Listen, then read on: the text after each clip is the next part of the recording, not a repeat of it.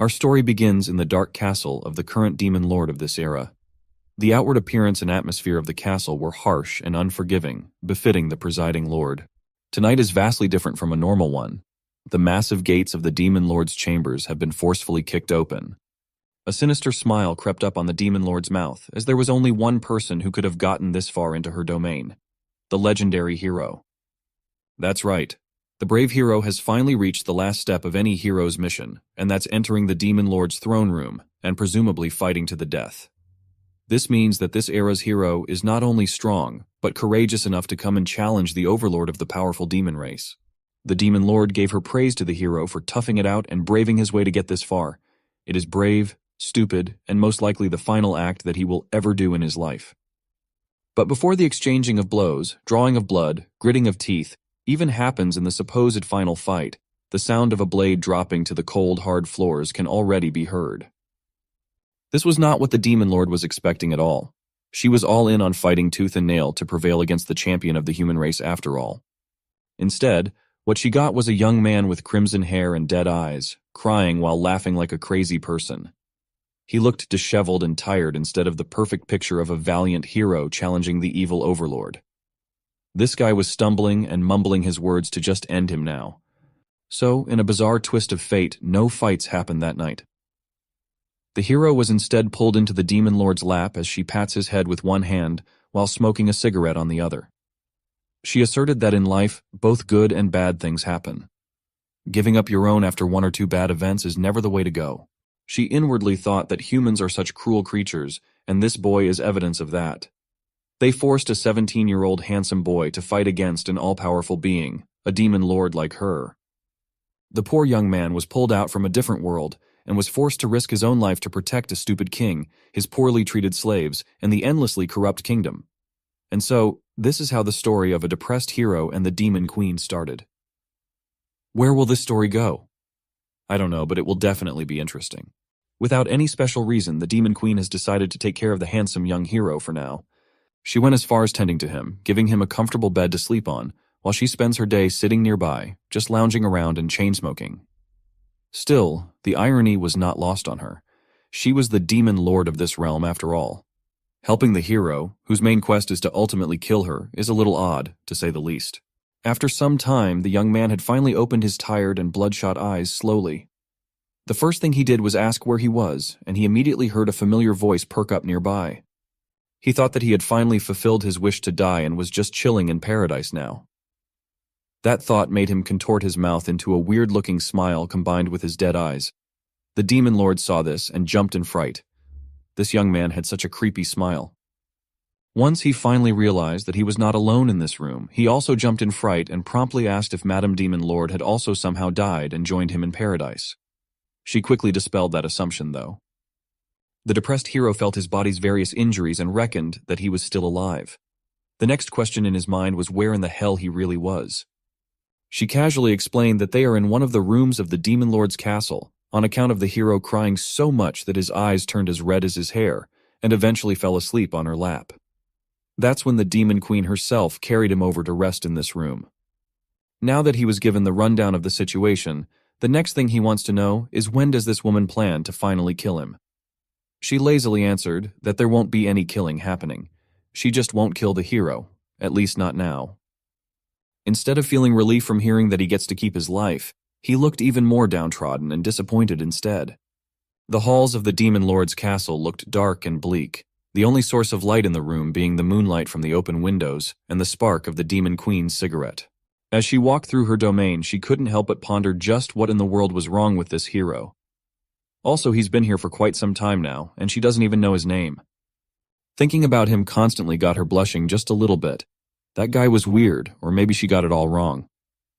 And she was the one being weird in this scenario. She was running errands all around the castle when she was halted by the sight of a bright light coming from the front. On the massive balcony on one side of the castle stood the young man that she rescued.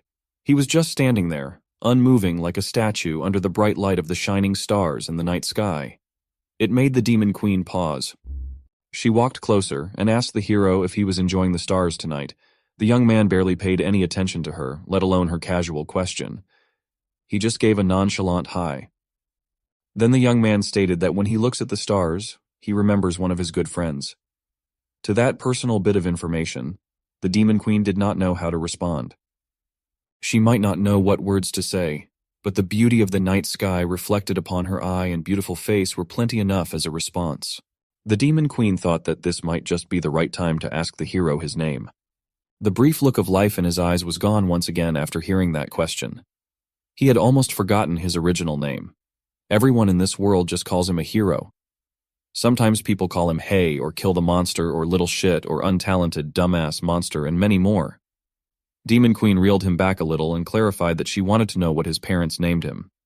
That clears things up nicely. The hero's name is Itami. While still looking up at the stars, not letting her eyes let go for a second, the Demon Queen wanted to present Itami with an offer. Hearing those words come out of her mouth in such a sultry voice made the depressed hero blush. His tears were starting to well up again for some reason. She noticed this and was confused once again. It seems like this guy really likes crying every time they interact with each other. Itami started trying his hardest to wipe the tears away, but they just kept on flowing out. It's just that in this cruel world, he was called by his original name only 2 times. He was just glad to hear it again after a long time. She did not think that it was that big of a deal. She did not think that the human world had been even harsher on this young man than she initially thought.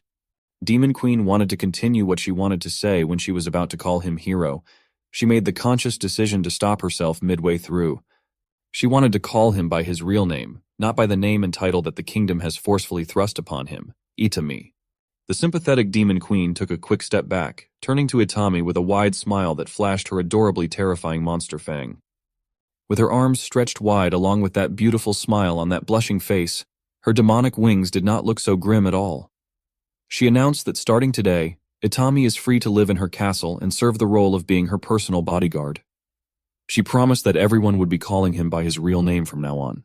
The sight of this supposedly ruthless demon overlord looked more like an angel sent from above in Itami's perspective. Every time she says his name, his broken heart repairs itself bit by bit. And when she finally said that he would be happy here, the tears that were born from grief and debilitating sadness were replaced with tears of comfort and hope. For the second time in his life, Itami's wounded heart and soul began to heal ever so slightly. The emotion-filled night has passed, and the sun has risen on the Demon Lord's castle.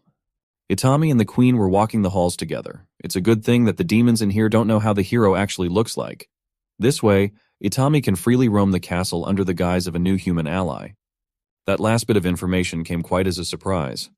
He did not know that the demon faction had human allies to the point of making it possible for him to roam the castle without any demon batting an eye. She confirmed that they do have some arrangements with a few selected humans. Besides Itami, there are 3 more people that are formally members of the Demon Lord army, though they are in human kingdoms right now as spies. On an unrelated note, she actually wanted to bring up something extremely important to Itami.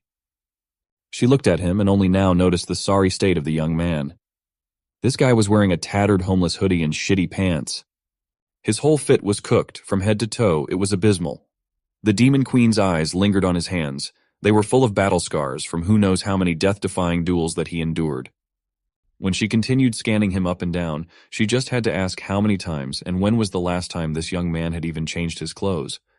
Itami meekly explained that he hasn't had the chance to change clothes since arriving in this foreign world. That cannot be possible. As far as the Demon Queen knows, the hero was summoned 2 years ago, and the Human King announced his arrival to shock the entire world back then. That was actually false information, as Itami arrived in this foreign world 2.5 years ago. For the first confusing half year in this place, he was chained to a table where a creepy guy conducted painful and inhumane experiments on him, day in, day out. After that torturous 6 months, he was sent out into the world with the merciless king assigning him so many quests that he had no time to even change his clothes. It was so bad that he had no time to even take a bath even if he wanted to. Just when the Demon Queen thought it could not get any worse, Itami just casually dropped a new trauma bomb while they were strolling the castle. She almost teared up after hearing this inhumane treatment of a poor and confused young man in the hands of humanity. Demon Queen felt so bad that she was compelled to give him new clothes. And now that Itami has mentioned it, the smell of death really does follow him wherever he goes, and it was not just in a metaphorical sense. He literally smells like his odor can kill a man outrightly. Before clothes, what Itami needs is a bath, and an extremely urgent one at that. He just smells so bad that even the demonic overlord could not bear it. A sudden Valentine's Day poster in your feed, just to remind all the single guys that even a depressed hero has a girlfriend and they don't. There will definitely be more depressed heroes in reality after this. And to cope with their depression, they will have to go in search of their personal demon queen who will become the queen of their heart. Let's go back to our story. Today's mission is getting Itami a new set of clothes to get him out of his stinky starter kit. There is one castle attendant that could help with that problem. Her name is Saibet, and the demon queen needs her as soon as possible. This tanned, demonic maid with a single horn on the left side of her head was just one call away to attend to her master's demands. Her curtsy might look graceful and full of disciple, but in reality, Saibet is quite a troublemaker. That smug smile alone is an obvious sign that she is not your typical subservient and well-behaved maid. The demon queen was surprisingly respectful to her attendant. She takes care of her people very well. She promptly introduced Itami to Saibet, the demon queen's personal maid and good friend. Saibet respectfully curtsied with grace once again, but the look she started giving him after that was quite sticky and curious. She did not hesitate to get right into his business, trying to touch him while praising his nice-looking face. He might look good, but he looks weak in Saibet's opinion. That's only natural since he's human after all. Saibet turned to the demon queen, expressing her doubts about whether Itami could even last 1 minute. The demon queen and the former hero had no clue about what this 1-minute thing she was talking about. The maid gladly elaborated that there is only one thing that a 500-year-old demon queen needs, and she explained in the most family-friendly way possible through hands. It's about time for their queen to do the deed after all. If she was not being straightforward enough, Saibet just outrightly blurted out that the queen should finally lose her virginity, or be one forever. And if the demon queen does not hurry, Saibet might just go ahead and steal this new boy from her master outrightly, jump his bones and all that, as they say. The demon queen had to hurry up and grab Itami to cover his ears while she instantly gave Saibet a salary cut for being so inappropriate. That stunt earned her minus 1,000 gold coins. Based on her grim reaction, it seems like this was quite a regular occurrence for the unruly succubus maid. And something tells me that it is more or less for the same reason every time. She was reminded of the anecdote that a boss who cuts your salary to minus 1,000 is like a dragon who sheds its scales. It reveals its true form. It's time to go back to the original business of why they even called Saibet in the first place. New clothes for Itami. In this massive castle, they don't really have new clothes that will fit the frame of an average human, but what they have are the demon queen's brother's wardrobe. Maybe one of those outfits will fit the young man. Saibet was quite reliable when it comes to these things. She really thinks things through when it comes to what's best for the queen and the castle. But still, her succubus brain gets in the way from time to time. The exact moment when that happens was pretty easy to spot. It's when a bright blush appears on her tanned skin. Of course, the demon queen can easily read what this unruly maid was thinking in just a single look for a fraction of a second, and she won't hesitate to screw her head back in with a punch when Saibet starts thinking of lewd stuff. Today's clothing mission has led them to the castle's storage room where some of the queen's brother's clothes are quietly put away. There are mountains upon mountains of garments of many different kinds in this massive room. The three of them had to split up in hopes of finding something that will fit Itami. What's surprising is that these heaps of clothing belong to just one person. He must be quite a fashionista. Thinking about it pissed off the demon queen out of nowhere. Right now, her brother's girlfriend likes dressing him up like a doll. That was why his original wardrobe has been thrown to fill up this storage room. Itami was quite worried that the brother would mind if they took his clothes without permission. But the queen was quite certain that it would be okay. That brother of hers never wore these clothes anyways. He just likes to wear that one black coat that she gave him some time ago. Upon quite a decent chunk of time looking through the mountains of fabrics, Saibet finally found something that caught her eyes and could fit Itami. The queen then turned to the former hero and nonchalantly ordered him to undress so they could see how well it would fit. Itami was quite prone to giving in to pressure, so he immediately started undressing in front of the two ladies, slowly exposing his toned body. The two women seeing this felt like lightning just struck them both.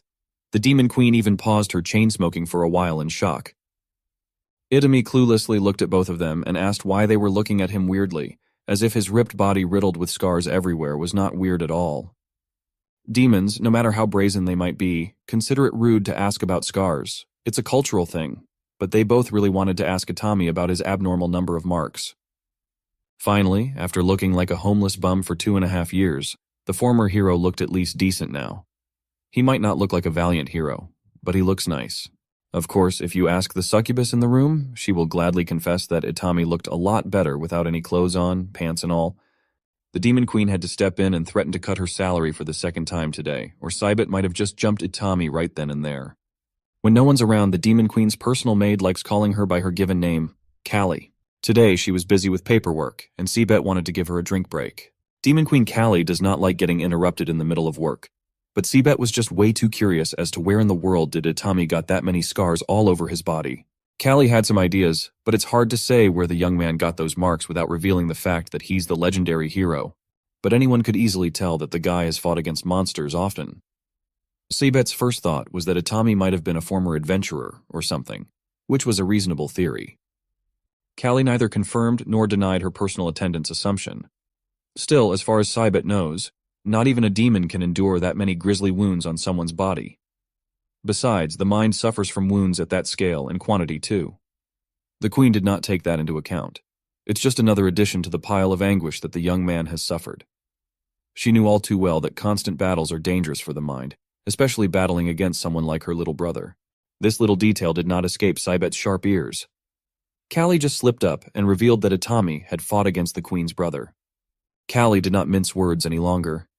She could easily deduce that Itami had fought her little brother at some point in time. Only her little bro could leave someone looking like that. But this was quite a revelation to her personal maid. That just means that Itami is supremely strong. Fighting against that monster is one thing, surviving is another. On top of that, Itami is clearly just a weak human. On that note, Cybet remembered something crucial regarding this subject. Her voice started shaking as she informed the Queen that her brother would be returning to the castle today. If those two meet each other now, there's no telling what might happen. Actually, there's no need to theorize what would happen anymore. What Cybet was fearing was already underway in the lobby of the Demon Lord's castle. Itami and the Queen's brother, who still have bandages covering the wounds all over his body, had already seen each other in this unlikely place. They laid eyes on each other, enemies that have fought and beaten each other within an inch of their life. They held neither animosity nor fear. But Lil Bro was not going to let this human roam the castle casually like this. He told Itami to call his sword right this second. They had a gentleman's promise between them. Itami swore that he will kill himself. For a moment, a different kind of smile surfaced on the former hero's face. He then raised his scarred hand to call his blade Sagi. He remembered the promise they made to each other. The legendary blade, Sagi, came bolting through the halls of the castle with incredible speeds, eventually finding its rightful place in Itami's hand. It's about time they fulfilled that promise between the two of them, whatever that may be. It was nearing dusk, and the two men went outside of the Demon Lord's castle to settle their differences. The way they would do it was as straightforward as it came. Itami was obviously nervous as he stumbled over his words. He started the countdown, priming his hands forward as he counted from 3. The Queen's brother looked him directly in the eye, seemingly sizing up the former hero as he counted down to 2. Dark circles were apparent around Itami's eyes, but there was a new luster of life in them compared to when he first barged into the Demon Queen's throne room. He counted down to 1. He began the fight by ordering his legendary sword, Sagi, to jump right into the fray. It was so fast that it whistled through the air, the blade swerving unpredictably, making it incredibly hard to avoid. But Lil Bro was quite a skilled fighter. He was a monster of the Demon Lord's army, after all. He casually jumped and hopped onto the legendary blade like it was a skateboard. Still, this was not the way to deal with a flying sword at all. He was now riding the blade, but its speed did not decrease even a single notch. Itami was awestruck by how bizarre Lil Bro responded to his fast-paced attack as he called Sagi back to his hand. Both fighters were quite absent-minded in this fight. They did not make the moves they would have otherwise made to neutralize the opponent. They even made the amateur mistake of accidentally bumping against each other once Sagi was beckoned back. Now they both lay on the ground. There weren't any significant injuries this time around. All Lil Bro and Itami could say was, "Holy shit." Sagi was also strewn on the dirt between them. There was a knowing silence between the two fighters for a moment. Then Lil Bro started smirking as if he were stifling an incoming laugh, until he could not hold it back anymore. He started laughing as if he had never experienced anything funnier than this stunt in his life. He knew that this young man with crimson hair did not even try to dodge the incoming collision between them when he was perfectly capable of doing so. Lil Bro was holding his stomach, dying laughing at the thought of such a sloppy second-round fight when their first one was anything but. He continued to laugh while Itami's mind reeled about what he had just done. He really didn't dodge. In fact, he didn't even try. A second later, the two fighters were both dying laughing at the ridiculousness of everything between them. They didn't even know what was funny. but it was something that only the two of them shared. When the laughter slowly subsided, Lil Bro tapped the former hero on the shoulder and called his attention. They looked each other in the eyes, and it seemed like there was this special bond of brothers that survived a terrifying ordeal between them. It was like they knew each other on a profoundly deep level. Lil Bro finally spoke honestly and told the former hero that he was glad that Itami was alive. It had been a few days since the young man had cried, but here he was again. Hearing those words from a supposed enemy made tears born from a special connection cascade down his eyes. These past few days or months or however long it had been, it seemed like he had no control over his tear ducts and emotions at all. But today was different. He was in control, and he chose to let it all go. It was just like that night on the balcony with Demon Queen Callie. Lil Bro called him out for crying like a little girl, but he got it. Meanwhile, two pairs of very suspicious eyes were clearly trying to peep from behind the foliage. Seabet was extremely confused. Just 2 months ago, these two almost killed each other to the point of morbid wounds and scars. But now they were talking like good friends, reuniting after a long time. Queen Callie just chalked it up to them being boys. Seabet was a succubus skilled in the art of manipulating men, but even she found this boy's behavior weird and undecipherable, and Callie could not agree more. The battle from earlier might have ended up in a non-confrontational manner, but Itami still felt drained after that encounter, mainly because of the emotional release. He kept pondering why he didn't even try to dodge. He recalled how the two of them sat there in the dirt with Sagi in between. Itami could actively recall Lil Bro's sentiment of being really glad by the fact that he survived after all this time. It kind of made him feel the same way he felt when the Demon Queen graciously gave him a place to live his life in the castle as the new queen's bodyguard. Her promise that everyone would call him by his real name from now on. In this room, he had only Sagi to talk to. He thought that he didn't deserve this light feeling that he was experiencing right this second. That might be the case, but he wanted to try. He wanted to at least try to live again among these demons that treated him so much better than the kingdom of humanity. If he really wanted to go this route, the next thing he needed to figure out was how to even start. At this juncture, he sat up as he was reminded of what his mother once said to him back in the day. A live person is a happy person. It was a pretty simple thought, but it could not be any more difficult to figure out for someone like Itami and his mountains of trauma and baggage. He knew that he was alive, so that was pretty much solved, but the trickier part to fathom was how in the world he could be happy despite everything he experienced. At that moment, the legendary blade Sagi seemingly heard his dilemma and decided to respond in kind. It started emanating light from the gem on its hilt. Itami looked directly into the light, shocked at this surprising development. He was shown a vivid image of a little girl feeding a rabbit beast with a toothy grin, even though she was missing a tooth. The girl called him Brother Hero and asserted that happiness comes from giving and not receiving. Just look at her smile and how big it is, despite not having perfect teeth. She doesn't care at all because she's just so happy to have fed this rabbit, to help a helpless being. Itami felt his head cleared up of any clouds. The answer was right there all along. Sagi just needed to guide and push him to it a little bit. The first step he wanted to do was to get out there into the world and do good for both his and others' sake. Itami just seemed a little too eager to even use the stairs, so he just jumped from the balcony out of his room. Hero diving into the ground and asking one of the maids if she needs any help for anything. The maid was just doing her chores, singing without a care in the world, so she was shocked to hear and see the queen's bodyguard appearing out of nowhere. Seibet was just doing her usual rounds around the castle, and she saw this exact scene.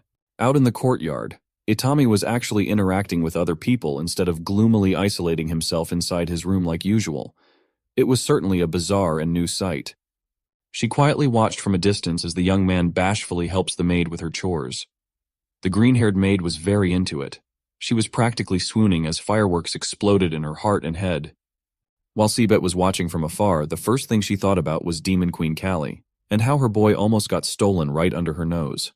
As if the exchanging of words and intimate glances were not enough, the two had already graduated to gradual physical touch in no time. Another day, another new shenanigan in the peaceful Demon Lord's castle.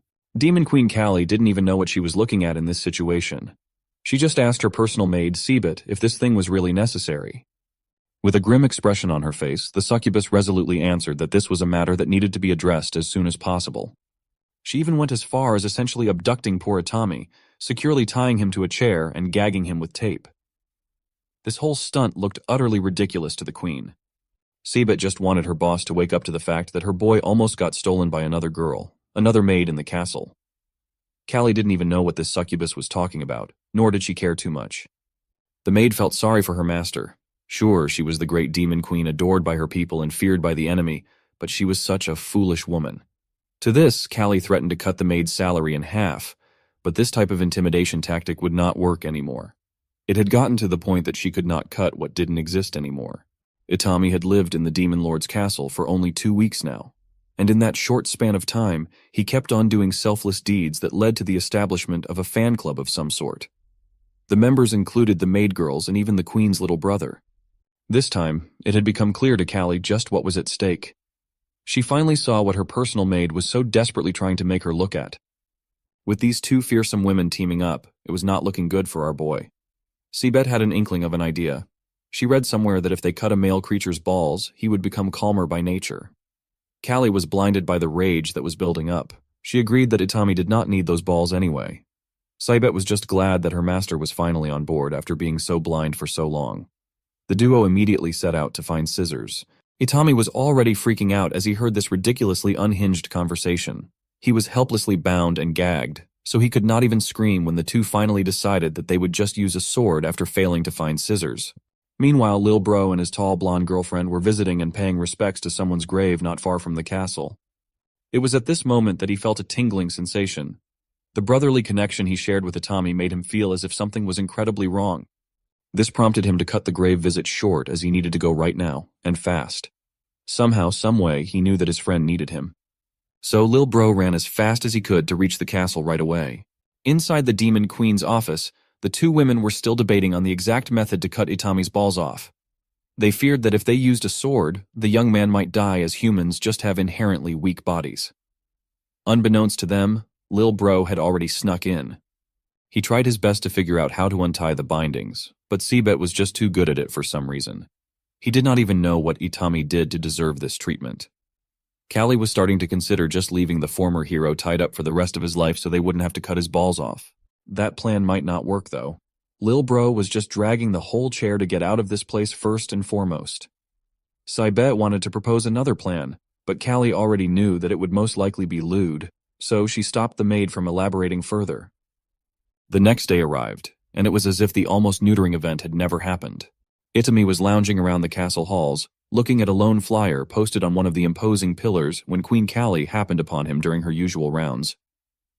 He was so engrossed in reading the flyer that he didn't even notice the queen until she spoke up and asked him what he was looking at. The former hero was extremely fascinated by the fireworks flyer posted up. He didn't know that demons celebrated the fireworks festival too. It turned out that it was an interracial holiday celebrated by all. Every race on this continent had its own version of the fireworks festival. That's because on this day, everyone remembered those who were no longer with them in this world. Death was a universal experience, so it was only fitting that everyone celebrated those who had passed. Itami was clearly fixated not just on the flyer but on the event itself. Queen Callie could see that. So, she went ahead and asked the young man if he wanted to go to the festival without a second thought. Itami answered that he would like to, but he had the duties of serving as Callie's bodyguard, sticking to her closely at every waking hour. At times like this, he should be ready to protect the queen in case something unexpected happened. Callie was kind of surprised to hear something very logical from this boy. Still, she knew that he badly wanted to go to the fireworks ceremony. Looking at his hands, he was even clutching a recipe for a firework tightly. She inwardly thought that Itami must have really wanted to go for some reason. Of course, there's a reasonable compromise to this. If he couldn't go without her, then they should just go together. The look in his eyes was quite dim, as if remembering something or someone. Demon Queen Callie started blushing at the fact that if she brought up the possibility of going to the festival together, it would totally look and sound like she was asking him out on a date. Thinking that it wouldn't be too bad, she just brute forced her way out of the awkwardness and blurted out the question of maybe going to the fireworks festival together. She sounded composed, but her blush told a different story. She continued that since she also wanted to go to the festival, they might as well just go together to diffuse some of the thick tension. Now she wasn't the only one blushing. Itami was getting red up to his ears too. It seemed like the plan was locked in. But first, they needed to give that firework recipe that Itami was holding so tightly to the demon firework master. This whole interaction was, of course, under the scrutiny of three very familiar figures hiding inside a potted plant. Lil Bro felt like his ears were lying to him. Hearing his big sister ask someone out like that was surreal. Sabet assured him that they heard it all correctly. The Demon Queen was going on a festival date with her bodyguard. So, Operation Kali X Atami was underway. It had just started from this minute forward. The agents even had cool sunglasses to go with the covert operation. The Demon Queen and the former hero left the castle and headed to the outskirts of the demon territory where the famed Granny Hang resides. She was a sweet old demon woman. If you see an old-looking demon, then that must mean that they must really be old by human standards. She just turned her head lightly and greeted the demon lord. Callie pushed Itami as she stated their purpose of visit, to order a firework for the upcoming firework festival. Her bodyguard already had the recipe in his hands. Itami promptly showed Granny Hang the tattered firework recipe. It looks like it has seen better days. There are red stains all over the paper, which I assume were blood. Granny Hang was pleased at the sight of such a traditional recipe. She's been making fireworks for festivals for 500,000 years now. And in that massive time frame, she could not even remember the last time she made a firework for a normal human. Itami is a polite boy. He respectfully handed the recipe to the old woman, thanking her for doing this favor. But before he could finish blurting out his thanks, the granny demon had already brought out a strange apparatus to nick him in his hand. Queen Callie forgot to inform him that this old demon uses blood in making her fireworks.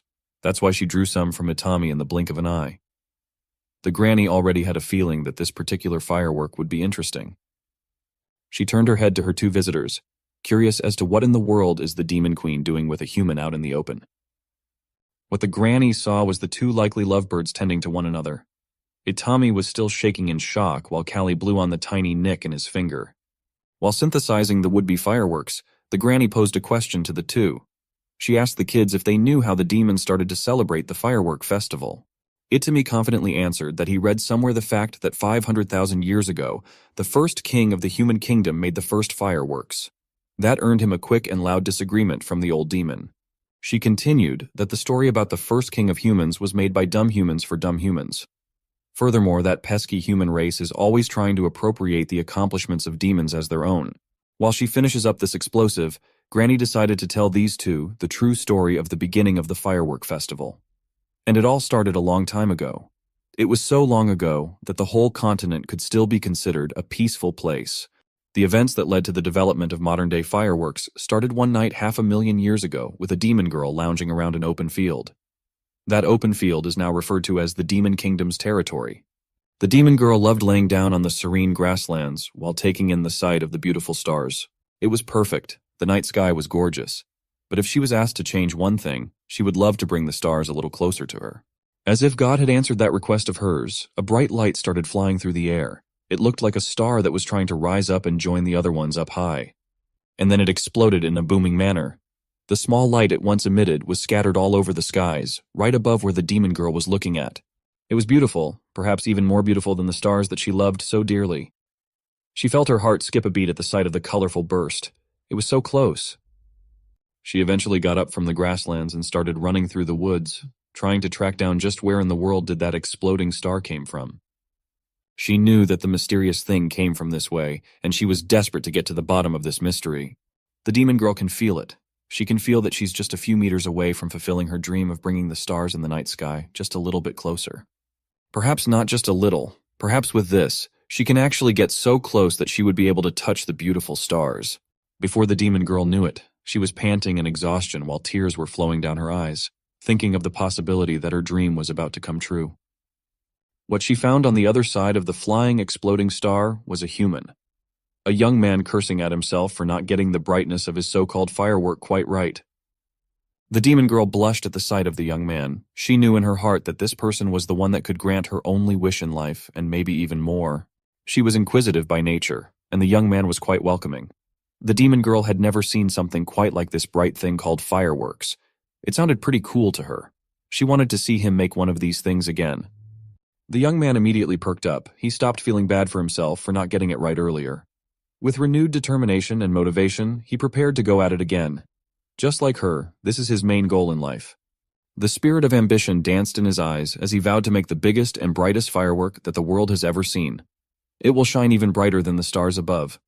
What he'll make will shine so brightly that his mother will be able to see it now no matter how far or where she might be. The demon girl could feel the kid's spirit as he expressed his will to make something that will be seen even by people in another world. She admired everything about that will and everything about that boy like a beloved tale. It was like they were mixing imagination with real life. It was surreal. The young man caught himself getting swept by his emotions again and apologized for sounding so foolish when they've just met a few moments ago. But his determined look impressed the demon girl immensely. Instead of admonishing him for being so ambitious, she just looked him in the eye and said, "No." He was not being foolish or anything like that. It does not sound foolish to her, at least. The night that the two met was the same night that the budding seed of love started to bloom for the first time. She knows what it feels like to have a dream, but she doesn't know how to achieve hers until now. The demon girl thinks that the young man is incredibly brave. And in a world where dreamers are far and few between, having so much passion for one thing is wonderfully unique. Aiming for the extraordinary things in this mundane everyday, boring life is what makes life itself worth living. From that point on, even though they've just met, the demon girl has steeled her resolve to stand by the young man's side and watch his dreams unfold like stars in the night sky. She just wanted to share in his incredibly journey as those dreams slowly became a reality. A chance for her to love a dreamer like herself with each heartbeat until the last breath of her life. A few years ago, the demon girl had picked up her fascination with the stars from her mom. She asked her why they shine every night without fail, and why don't they get tired. Her mom patiently explained that stars are like special friends who never get tired of making others happy. A star is someone who loves making other people smile. So every single night, they put on their brightest, shiniest outfit just to put a genuine smile on your face. That is what stars do every night without fail. They twinkle and shine to brighten up this dark world. They make you feel safe and happy. The demon girl's other question remained, why don't the stars ever take a break? Her mom continued that they just don't. Stars are always up there, watching over everyone. They're like guardians of the night sky, and they want to be there for everyone whenever they have the slightest urge to look up, no matter when that is. It's just their way of telling everyone that even when things seem dark, there's always a little bit of light to guide us. For some reason, the demon girl thought about this memory with her mom from long ago. She already knew the reason why that is. She thinks that she had finally found the shiniest and brightest star in the world, and she saw it in that young man's spirited eyes. He has quickly become her own star, effectively fulfilling her dream to make the stars come closer just a little. It turns out that she just needed one. From this moment, she would not let anything get in the way of her love and her dream. He has eyes full of hope, brimming with intense energy that can bring anything into life.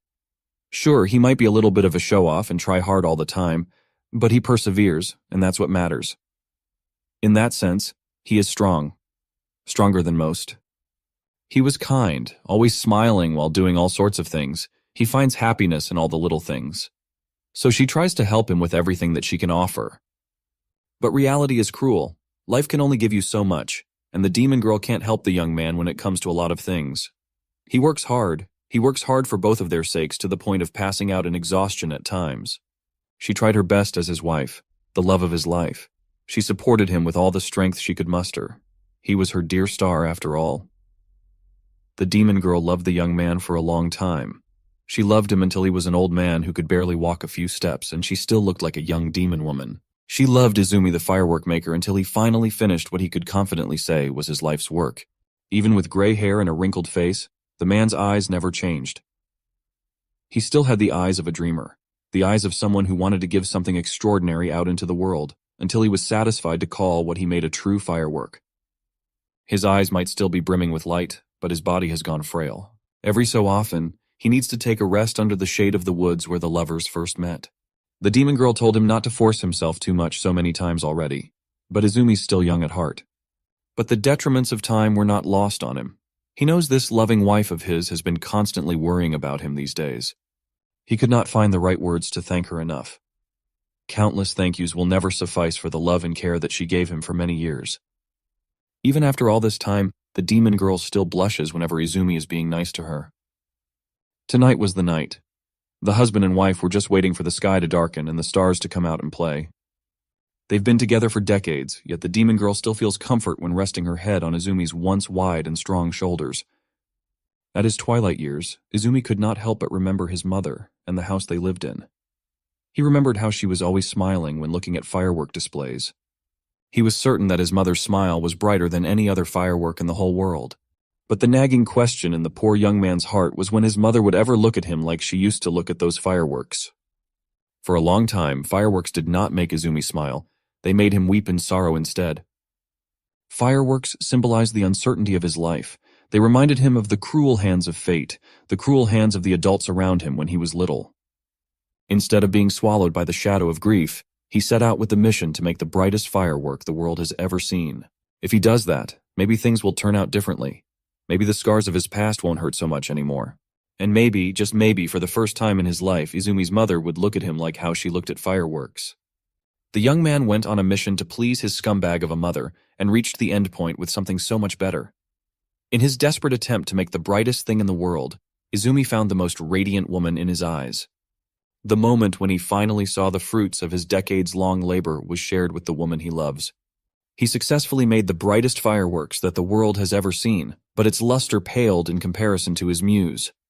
As Izumi's heartbeat slowly fell out of sync, as the inevitable father time finally started catching up to him, he did not even look at the skies to see his masterpiece. He just looked at his wife's beautiful smile. He trembles as breath becomes ragged and his heart loses its rhythm. The last thing that Izumi the dreamer saw was the most beautiful thing in the world. Brighter than any firework he could make, brighter than any stars in the sky, his wife's genuine smile. Her eyes are full of love and devotion, her mouth that never stops speaking encouraging words. Izumi had a tough start in life, and he ended it with a beautiful explosion. The demon girl got close to the only star that mattered, but time and life cruelly took him too soon. When the fireworks died down, she was left with the cold, dark night. No star in the skies could ever compare. Izumi has died with a contented smile on his face. He died a star's death. Now she is all alone, back to square one, back to the days of not having anything to strive for, back to a life without her star. Before totally succumbing to the wheels of time, Izumi managed to scribble down his last thoughts for his beloved. He expressed gratitude for the time they spent together. His last wish is for his ashes to be turned into a firework. The demon girl didn't know what to make of it. It was all so sudden. One second, they were sitting together. The next, she was alone. The next few days were a blur. She was in a constant state of confusion and disbelief. The next thing you know, she was back in the house, burning Izumi's remains to get his ashes. She carefully followed the recipe that he learned from the years of watching her husband do the painstaking job of firework making. She fulfilled his final wish for his ashes to be turned into one last firework. In the woods where they first met, she quietly lit up a small arrangement of her husband's final will. The demon girl did all the motions right. She did everything without even thinking about it. It was like she's on autopilot. Izumi's soul, his ambition, his dream, his life, everything has been packed inside 3 tiny explosive vessels. His final explosions were not particularly massive. They were not particularly bright. They were modest. They were vulnerable. They were made with grief and love. It was Izumi's final contribution to the world. The demon girl watched as that young man she fell for instantly turned into nothing but a colorful memory. And when the colors died down, she was left with nothing at all. For the first time in a while, she had a different reaction other than the catatonic state that she was in. Her hands trembled while she reached for her face. The tears, the pain, the love, the longing, and everything in between, everything came crashing down like an explosion of one massive firework. She was devastated. It took everything in her power just to stay upright. When everything had been released, she was left an empty shell of her former self. The demon girl, if you haven't figured it out yet, is named Hang, as in Granny Hang. Izumi was the one who taught her that where he was from, in a different world, people shoot a lot of fireworks once a year. He eagerly told her the story about how his mom was the happiest person in the world when that day comes every year. And when his mom was happy, Izumi was happy too. Izumi had long since connected his love of fireworks to his mom. It sounds stupid, but that was the only thing pushing him forward back then. Hang remembered Izumi saying that thanks to fireworks, he can still remember his mom's face. And maybe through fireworks, Hang will be able to do the same to him. Back to the present, thousands years later, Granny Hang has concluded her story of how this day helps demons to not forget the faces of those they loved a long time ago. No matter how much time passes since a special person has perished, the fireworks that you both looked at will never let you forget their face. Any important person who you lost a long time ago will be alive in that brief moment of beautiful explosion. That is why firework recipes like the one that Itami carries are made. The bright light of the firework made from his blood, and this recipe will bring the person back to life for a moment. Just a little moment while the fireworks' fire colors the sky with its hue. Just as the story concluded, Granny Hang, handed the former hero the firework that he wanted to make with that tattered recipe. With this thing, he'll finally be able to see his teacher again. That woman was crass. She likes to refer to Itami as Idiot Boy, back when they haven't even been introduced to each other. Today is the day that Operation Kali X Itami goes in full swing, with Lil Bro leading the charge. Tomorrow night is the official start of the mission, the night of the fireworks festival. Lil Bro is taking this quite seriously, with Sabit and his girlfriend forming the rest of the team. There is only one main goal. Lil Bro chose to demonstrate that goal using his unsettling voodoo dolls of his friend and big sister, making them kiss vigorously. The Queen's personal maid is all in. She thinks it's a perfect idea. Lil Bro's girl, on the other hand, feels quite queasy at the thought. She's quite shy. This was a perfect plan if it were not for one significant and glaring problem.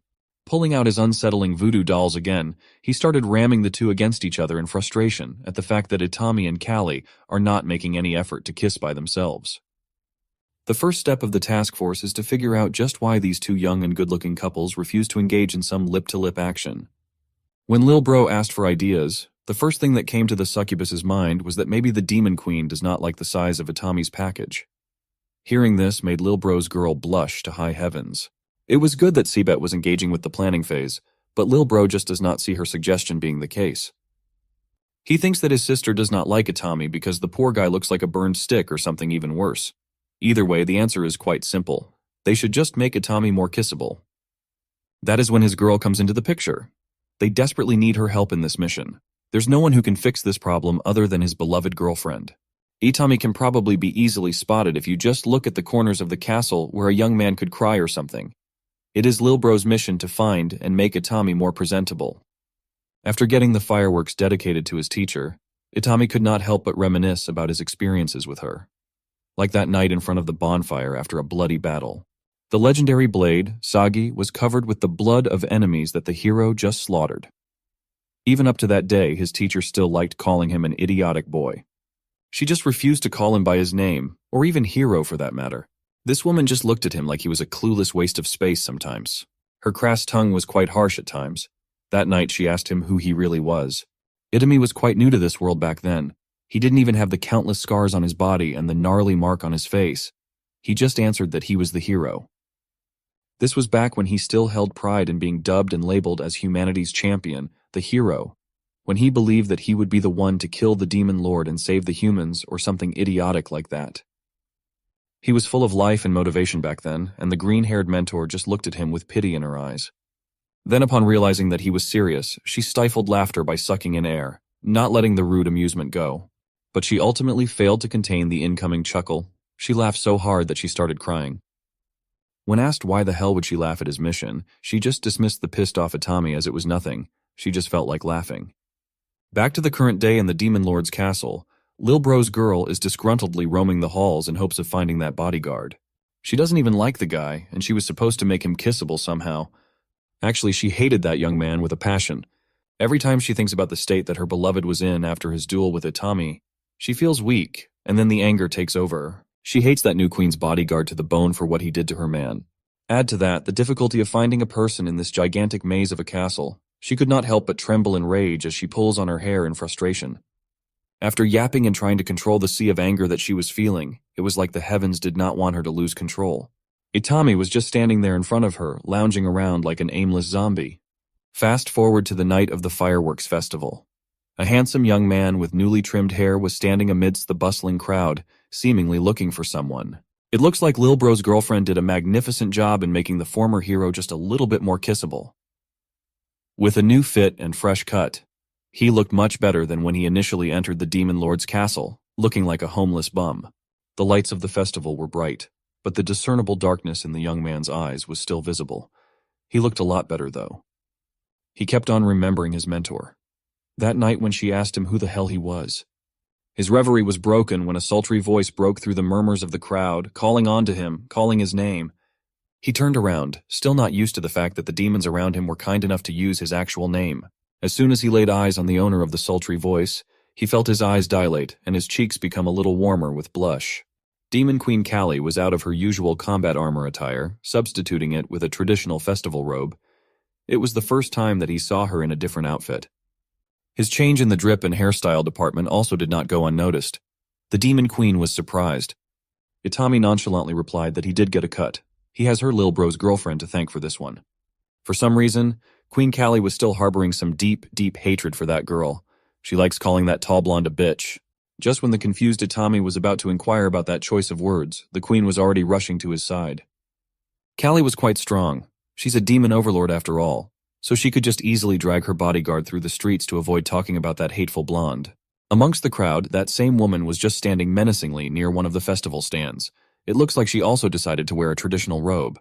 You can never see her eyes under those egregious bangs, so it is quite difficult to figure out just what she was thinking at any given moment. But at that moment you could tell that she was furious with what she heard. This was the gratitude she received for her efforts. A few days ago, Lil Bro's girl essentially abducted Itami while he was roaming the castle halls like a zombie to give him a forced makeover. While she had him strapped to the chair, Itami did not know what was going on. Her mind was stuck on the image of her man's condition after that horrible fight. She had her scissors ready. It was supposed to be for cutting hair, but there were brief moments when she had the urge to just cut or stab Itami on the neck. Meanwhile, the former hero was just behaving politely. He was getting a free haircut after all. It's also too quiet in the room. He thinks that he should maybe strike up a conversation. Her thoughts were vastly different, though. She got murder on her mind. Itami spoke up. He told her that his big sister used to cut his hair like this. That was way back when he was in a different world, which he disguised as home village. But when he became a hero, disguised as an adventurer, now he can't go to his big sister for haircuts, as it's just too far. Because of that, Itami has had this mess on his head for a long time now. This conversation was dangerous. There were multiple times when he almost slipped up and revealed himself as the hero. As the tall blonde continued to cut his hair with some occasional thoughts of slitting his throat, Itami was enduring the awkward silence between them. She finally opened her mouth and blurted out her first words to him. She asked him if he was lonely, that nobody could cut his hair since becoming an adventurer. Itami honestly answered that that's not exactly the case, as there were some people in his time in this world that cared. He used to have the best teacher in the world and a little girl who used to call him Big Brother. They were happy back then. He could not forget how rambunctious, crass, and loud that mentor of his was. He also could not forget how sweet and caring that little girl that he looked at as a little sister was back then. But misfortune has never stopped following him in this godforsaken land. That little girl's innocent smile turned into pain and shock when her head was impaled on a stake. The best teacher one could ask for has died in his arms after a grueling battle with superior powers. One way or another, he always ended up losing everything, losing everyone important to him. Hearing Itami recalling his losses actually made Blondie cry unconsciously.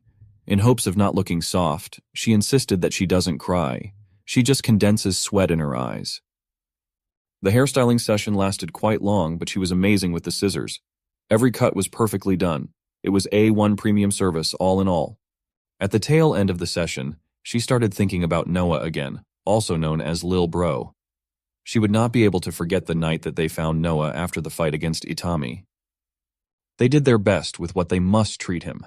The poor guy could not even eat without help. Noah said that his opponent was injured as badly as he was, and they did not think much of it at that time. Now that they know who Itami was, how kind and hardworking he is as a person, she begins to think about how much he must have suffered with all those grievous injuries when nobody was there to take care of him. Of all people, she would be one of the few that fully know just how it feels when you are left completely alone. She was an elf in the castle of the demon lord. To make matters worse, she has cut ears. In demon culture, and even elven culture, having your ears cut is a sign of big shame. She had finally finished Itami's makeover, and it was glorious. This man that she just gave a haircut to dared to touch someone who truly loved her even despite all her flaws, despite her shameful cut ears. Noah is a kind soul. He's the brother of the demon lord, but he's a good person. He easily forgave Itami for what they did to each other. But Blondie just cannot find it within herself to forgive and forget. As she was thinking of that in the middle of the festival crowd, Noah came in and gave her a childish fright. Of course, that earned him a full-powered hit on the top of the head for being a childish idiot. Noah and his girl eventually made up, and they are now going on a stroll around the festival, perusing the stalls and enjoying the celebrations while holding each other's hands. He got her a caramel apple to munch on while they were walking around. It looked like she liked sweets. For some reason, she wanted to look at Noah from the side, her cut left ear protruding out of her hair. But she was not the only one bearing the cut of shame in the vicinity. Noah had it too. Both of their left ears were shamefully cut for some reason. Noah called her attention while she was busy staring into his left ear. With his usual laid-back tone, he admitted that she did a good job in making Itami ultra-kissable. In fact, she was so good that even Lil Bro himself wanted to give the guy a kiss. But on a more serious note, this means a lot to Noah, and he was grateful to his girl for going through with it even though it was a tough ask. He knows that she hates humans, especially ones that dared to hurt her loved ones. She still went through with the assignment to help his friend, and Noah could not appreciate it more. In that moment of genuine words, she could not help but blush. Noah may be childish at times, but he can be quite mature in his own right. Moments like this one make her remember that horrible memory when she was captured by human poachers. Those people are messed up in their heads. They wanted to try what elf ears tasted like. Her family does not have enough money to buy her back, so the kidnappers were essentially free to do what they wanted to the little elf girl. She was defenseless, vulnerable, and scared. But in that moment, the voice of another child yelling at the kidnappers to stop touching her gave the little elf girl a glint of hope. The kidnappers almost forgot that they had another captive in one of the cages. They caught this kid with other demons near the border of human-demon territory. It was a young Noah, a demon child that was evidently tortured throughout the span of his stay in this hellhole. The kidnappers agreed to take their grubby hands off from the elf girl, but they would need to eat something else for that to happen. Their counteroffer was that they'll just cut and eat Noah's ears instead. These kidnappers knew the cultural significance and shame that demons hold for those that have their ears cut. The kidnapper held up the elf girl in front of him, asking a little kid if he was ready to take on that shame for the sake of an unknown elf who was essentially abandoned even by her family. Noah does not even have to do anything anymore. His family is royalty, so they've agreed to buy him back. The kidnapper added that his father will be very disappointed when he comes back to the castle with the mark of shame. But even as a kid, Noah was as decisive as one can be. His father taught him that a demon's role in the world is to help weak creatures. And looking at the eyes of that poor little girl, there's no one in this place that needs help more than she does. Even if it costs him a life of shame, even if they take away his honor, even if it hurts like hell, he will gladly refuse himself as a proud member of the royalty. Noah will clench his teeth and take the pain silently as a true demon. Until now, that grown-up elf girl still remembers how resolute and determined Noah's eyes looked like back in that dungeon. Her, on the other hand, was just a helpless little girl that has given up hope, full of fear for what's about to happen. Those painful memories have never left her mind even until now. Every day that passes by, the gratitude and love she feels for Noah continuously grow. She would do anything for this man. Back to our main couple, Callie and Itami have gotten out of the chaos of the main street where the festival stalls and the people were clamoring. They both prefer the quiet of the cliff above the market. Besides, this is the best view to watch the fireworks. It should be starting soon, but it looks like they arrived a little early, so they will need to wait just a little bit longer. Before the fireworks even started, the night sky was already putting on a show as a meteor shower started raining down.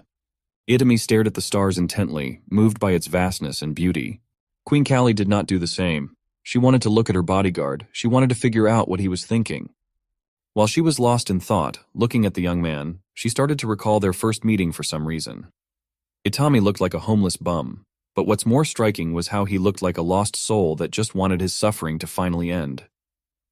Without thinking much further, Callie decided to ask him why he wanted to die that day. Itami took a pause for a moment, thinking of how exactly to answer that extremely loaded question. He finally opened his mouth and just answered the first thing that came to mind. He wanted the Demon Queen to kill him at that time because he felt like he was at the bottom of a toilet clogged with shit. Itami did not know anything about this world at all. Because of that fact, he just chose to trust those that had summoned him here, the people that tore him away from his home world. And when he finally started to understand how this world works, he had already lost those people that have grown near and dear to his heart. Understanding the whole situation between demons and humans, he started hating himself. He felt shame and regret for his deplorable actions in hindsight. Whenever he has to see his reflection in mirrors or in water, he's immediately hit with the urge to vomit. For someone deemed as the savior of humanity, the supposed hero of the story, his feelings for the whole thing were anything but heroic. To that, the Demon Queen just posed a very simple question. She asked if Itami understands that it's not necessary for him to be the hero of the story. As if he was just hit with a ton of bricks, his worldview started collapsing when Callie continued to ask him if he even wanted to be the hero in the first place. He has never heard of that question in the limited time that he has been trapped in this foreign world. What does it even mean to be a hero? Itami started spiraling until he eventually found himself recalling his time in the big city, in his home world with his sister constantly calling him her hero. but in an entirely different way of being one in the new world. She calls him a hero whenever he saves her tummy with his amazing cooking. He always insists that she should not thank him for things like this, as she has been working 2 jobs just so they could survive. This much is nothing compared to what she has been constantly doing for him their entire lives. His sister loved him very much. To her, there is no one kinder and cuter than her baby brother. Likewise, she believes that she's just doing what a big sister was supposed to do. She's even sad that she can't do more and provide more. But there is still hope, and he does not need to worry. She is certain that she will eventually make a huge discovery in the field of string theory. Then the money will come in like a free-flowing river from that point on. Since their mom died, the siblings have had some rough times together. But she assured her little brother that there was no need to worry. His reliable big sister will eventually take care of everything and they will be able to live a life of comfort. It was at this very moment that the event that drastically changed the course of the siblings' life took place. The whole tiny apartment was filled with bright green light. And Itami was the source of this anomaly. Bit by bit, his body was consumed by this mysterious green light, seemingly consuming him from head to toe. The last thing he did before being transported to another world was call out to his sister with fear plastered all over his face, confusion in his eyes. The view of the apartment and his reliable big sister was slowly replaced by the view of a massive room that almost looked like a cathedral. Then came the grating pompous voice of the man that made his life hell for the past 2.5 years. The man called him the name that would stick and make him sick to the stomach whenever he hears it. Hero? A foolish king with all the wealth, prestige, and authority in the kingdom. The man that would kill his will to live has summoned him to have the so-called honor to save the kingdom. Looking back, one of the first things that the king had ordered him to do was be grateful that his life had meaning now. That alone should have been a massive red flag. He did not ask for this, he did not know where he was, who this arrogant prick was, and what the hell happened to his sister. That's how he ended up in this magical world, and the rest of the story of our depressed hero will be coming soon. Don't miss it.